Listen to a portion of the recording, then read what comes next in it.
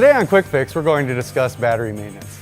Here at Mike Thompson's RV, we recommend you service your batteries every 3 to 6 months. The first thing we're going to talk about is voltage. You're going to want to take your red positive terminal lead and put it on the positive side of the battery, and your black negative terminal lead on the negative side of the battery.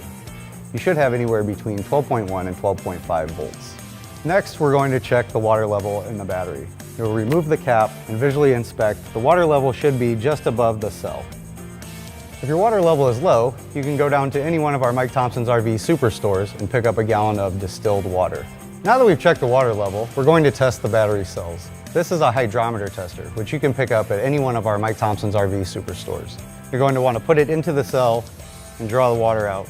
You should get a reading somewhere between fair and good. The best way to maintain your battery is through solar. So come down to Mike Thompson's RV and take a look at one of our many solar packages. I'm Alex with Mike Thompson's RV. We'll see you next time on Quick Fix.